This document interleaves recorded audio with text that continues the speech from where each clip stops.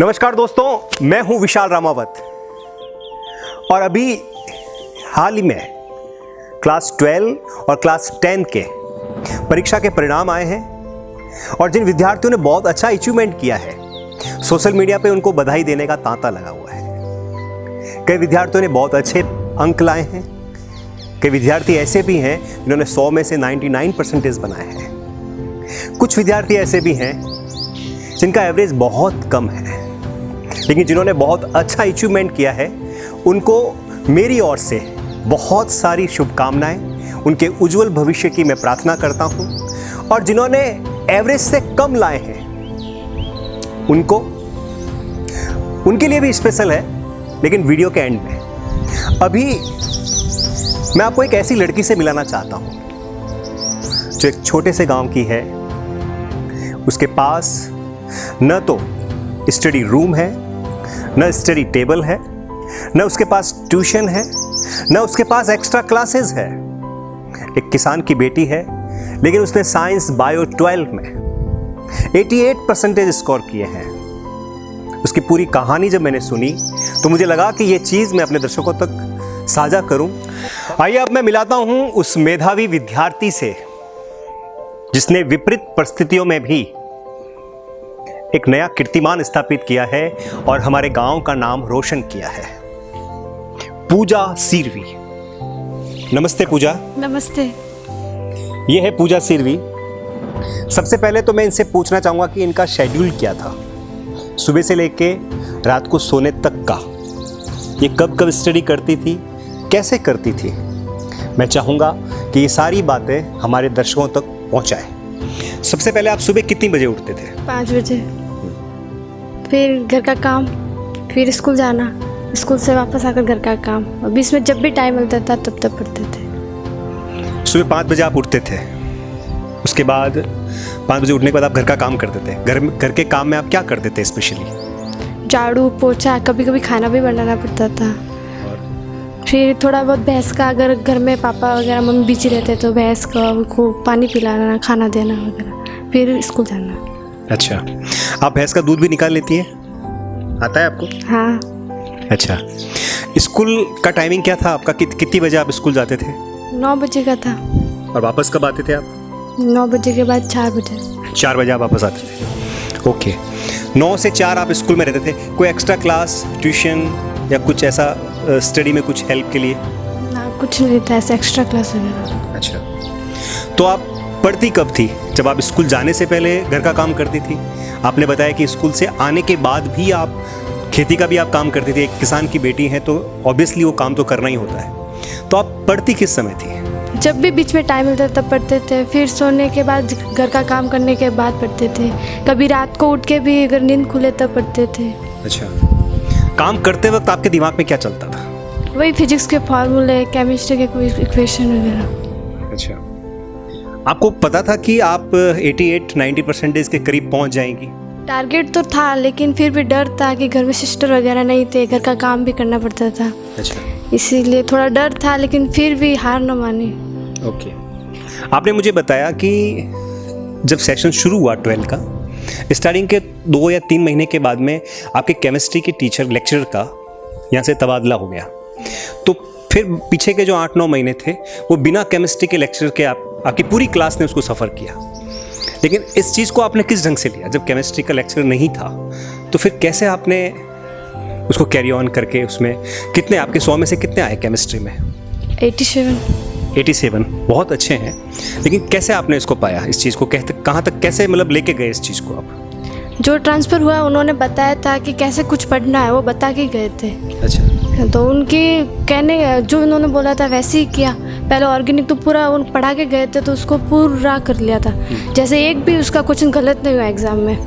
फिर जो रहा था इनऑर्गेनिक, उसमें थोड़ी बहुत भी जो दूसरे टीचर ने सहायता दी थी वगैरह उनसे किया। फिर घर पे डेस्क वर्क वगैरह उनसे थोड़ा बहुत किया, ऐसा हो गया। मतलब पूजा की कहानी जो है वो एक्स्ट्रा क्लासेस, ट्यूशन, इस मिथक को तोड़ती है।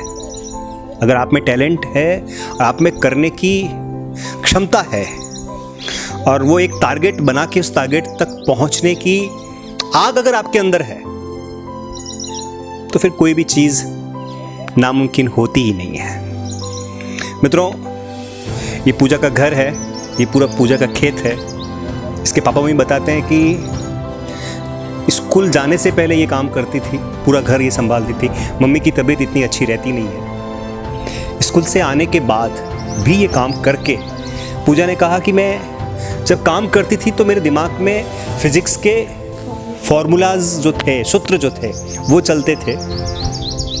जब मैं सोती थी और सडनली अगर मेरी नींद खुलती थी, मैं टाइम नहीं देखती, मैं सीधा बुक्स लेके पढ़ने बैठती। न तो पढ़ने के लिए भी कोई प्रॉपर प्लेस नहीं है, ऐसा कोई पर्टिकुलर रूम नहीं है, जहाँ दिल करा वहाँ पढ़ लिए। तो ये एक आदर्श है। गांव बहुत छोटा है, बहुत छोटी स्कूल है,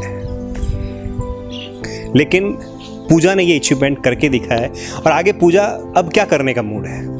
सब लोग बोल रहे हैं कि नीट करो, नीट के काबिल हो तो नीट देखेंगे कुछ। सब लोग बोल रहे हैं कि नीट करो।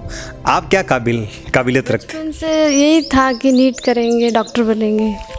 पूजा डॉक्टर बनना चाहती है और मैं कहना चाहूँगा कि हमारे गांव को एक बहुत जल्दी एक लेडी डॉक्टर मिलने वाली है। थैंक यू वेरी मच पूजा, आपने हमको सारी चीज़ें बताई। और जो युवा हैं, जो स्टडी के क्षेत्र में कुछ करना चाहते हैं, उनके लिए नो डाउट पूजा एक आदर्श है। थैंक यू पूजा। मित्रों, अब बात उनकी करेंगे जो किसी कारण से 10th एंड 12th के अंदर अच्छे नंबर नहीं ला सके। ऐसे कई सारे IAS ऑफिसर हैं, ऐसे बहुत सारे साइंटिस्ट हैं, ऐसे बहुत सारे अधिकारी हैं जो 10 और 12 में बाई ग्रेस पास हुए या 3rd डिवीजन आया। मित्रों, सभी का IQ लेवल अलग अलग होता है। कुछ ऐसे होते हैं जिन्हें एक बार पढ़ने से याद होता है, कुछ ऐसे होते हैं जिन्हें 2 बार पढ़ने से याद होता है, और कुछ ऐसे भी होते हैं 10 बार पढ़ने के बाद भी याद नहीं रहता है। तो उसमें उनकी कोई गलती नहीं है। एक बात याद आती है, अमेरिका के एक बहुत बड़े साइंटिस्ट हुए जिनका नाम था थॉमस एल्वा एडिशन। कहा जाता है कि जब वो प्राइमरी में थे, IQ लेवल बहुत लो था। सारे टीचर्स उनसे हैरान थे कि इस बच्चे को कुछ भी याद नहीं रहता। तंग आकर स्कूल मैनेजमेंट ने एक लेटर लिखा उनकी माँ को। फादर तो थे नहीं उनके। वो लेटर उन्हीं को दिया गया, कहा कि अपनी माँ को ले जाके देना। जब वो लेटर लेके गया एडिशन अपनी माँ के पास, माँ ने लेटर को पढ़ा। माँ, उस लेटर में लिखा था कि आपका बच्चा हमारे स्कूल के लायक नहीं है, हम उसको नहीं पढ़ा पाएंगे। तो जब ये लेटर माँ पढ़ रही थी तो एडिशन ने पूछा अपनी माँ से कि माँ, इस लेटर में क्या लिखा है? तो माँ ने कहा कि इस लेटर में लिखा है, स्कूल वाले कह रहे हैं कि आपका बच्चा बहुत टैलेंटेड है, हमारा स्कूल उस लायक नहीं कि आपके बच्चे को पढ़ा सके। प्लीज आप अपने बच्चे को किसी बहुत बेहतरीन स्कूल में एडमिशन कराएं, ये बहुत ब्रिलियंट बच्चा है। फिर क्या था, अपनी माँ के उसे एक सेंटेंस से एडिशन की लाइफ चेंज हो गई। उसके अंदर कॉन्फिडेंस डेवलप हुआ और वही एडिशन आगे जाके उसने हजारों चीजें बनाई, जिसमें पहली चीज उसकी थी बिजली का बल्ब। एडिशन ने उस बल्ब को बनाने के लिए 1000 बार ट्राई किया और 1000 बार ही वो विफल हुआ। 1000 बार बनाता गया कि उस बल्ब के अंदर जो पतला वायर लगता है ना, वो किस धातु का बना है कि वो इतना पावर भी सहन करे और जले भी नहीं। 1000 बार कोशिश करने के बाद लास्ट में वो बल्ब बना। तो किसी ने पूछा एडिसन से कि आपने 1000 अटेम्प्ट आपने ट्राई किया, आपको क्या सीख मिली? तो एडिसन ने कहा कि मुझे ये पता पड़ गया है कि इन 1000 तरीकों से बल्ब नहीं बनता है। मित्रों, पहले फील्ड बहुत कम थे। पढ़ लिख के टीचर बन जाएंगे, डॉक्टर बन जाएंगे, इंजीनियर बन जाएंगे, वकील बन जाएंगे, साइंटिस्ट बन जाएंगे, इनफ। अब बहुत सारे फील्ड हैं। आप राइटर बन सकते हैं, आप अच्छे प्लेयर बन सकते हैं, आप सिंगर बन सकते हैं, आप एंकर बन सकते हैं, आप ब्लॉगर बन सकते हैं। जो वो चाहें वो बन सकते हैं। लेकिन ये सच कहिए तो मैं भारत की शिक्षा पद्धति के खिलाफ हूं। ये समभाव वाली शिक्षा पद्धति नहीं है। ये मशीन बनाती है, टैलेंट नहीं बनाती। तो मित्रों, खुद के अंदर के जो टैलेंट है उसको पहचानो। कम नंबर आने पर सुसाइड कर लेना, डिप्रेशन में चले जाना, गलत है ये। अपने आप को समझना, अपने अंदर छुपे टैलेंट को पहचानना भी एक बहुत बड़ी पढ़ाई है। ये हमारा दुर्भाग्य है कि जिस देश के अंदर शिक्षा, आज पूरे विश्व को शिक्षा का आदर्श माना जाता था, भारत, शिक्षा और स्वास्थ्य हमारी बेसिक चीजें हैं, लेकिन दुर्भाग्यवश भारत में ये दोनों ही चीजें व्यापार का सबसे बड़ा साधन है। शिक्षा के माध्यम से और स्वास्थ्य सेवाओं के माध्यम से लोग इतना पैसा बटोर रहे हैं कि मत पूछिए बात, जबकि ये सेवाएं तो मुफ्त होनी चाहिए, ये सेवाएं तो इक्वल होनी चाहिए। चाहे गरीब का बेटा हो, चाहे किसी कलेक्टर का या किसी बड़े साहूकार का बेटा, एजुकेशन का लेवल, उनके स्कूल का लेवल एक जैसा होना चाहिए। लेकिन फिर भी इतिहास गवाह है, मैं राजस्थान से बिलोंग करता हूं, राजस्थान की भूमि ये कहती है कि जो आईएएस ऑफिसर बने हैं या जो बड़े पोस्ट पे, बड़े ओहदे पर जो बैठे हैं, वो नीचे तबके से निकले हैं। उनके पास कोई ऐसी कंडीशंस नहीं थी कि उन्हें वो मिली जिससे उनको कमियों के बीच में रहकर, विपरीत परिस्थितियों के अंदर रहकर जिन्होंने अचीवमेंट हासिल किया है, वही तो लोग बने हैं आगे जाके। और किसी ने सही भी कहा है, कीचड़ में ही तो कमल खिलते हैं। मैं सारे पेरेंट्स से भी रिक्वेस्ट करूंगा कि अपने बच्चों की तुलना किसी और बच्चों से ना करें। आपके बच्चे के अंदर, उसके अंदर परसेंटेज कम आए हैं, लेकिन उसमें और भी तो टैलेंट है, उस टैलेंट को निखारने की कोशिश करें। जरूरी नहीं है कि डॉक्टर ही बनाए, जरूरी नहीं है कि उसे इंजीनियर ही बनाए, उसे आप आर्टिस्ट बनाएं। और कम से कम अगर कुछ भी नहीं बना सको ना, तो इतना जरूर बना दीजिए कि बुढ़ापे में वो आपकी सेवा कर सके, संस्कार दे दीजिए उसके अंदर। मित्रों, एक शायर ने लिखा था कभी कि पढ़ोगे लिखोगे तो बनोगे जनाब, खेलोगे कूदोगे तो बनोगे खराब।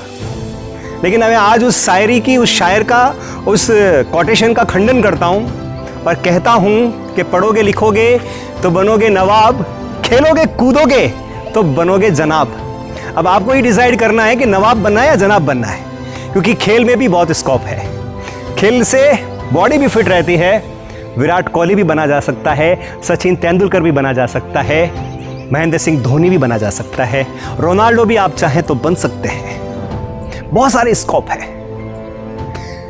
दोस्तों, ये आज का मेरा वीडियो स्पेशली जिन्होंने बहुत अच्छे परसेंटेज स्कोर किए उनको तो बधाइयाँ मिल रही हैं, लेकिन किसी कारणवश वो अचीवमेंट हासिल नहीं कर सके या उनके परसेंटेज कम हैं, उनके लिए भी, जब आप कहीं अपने रिलेटिव के वहाँ जाएंगे, माहौल ही ऐसा चल रहा है, कहीं भी जाते हैं तो एक ही सवाल किया जाता है, बेटा तेरे कितने नंबर आए, तेरे क्या परसेंटेज बने, खुल के बताइएगा।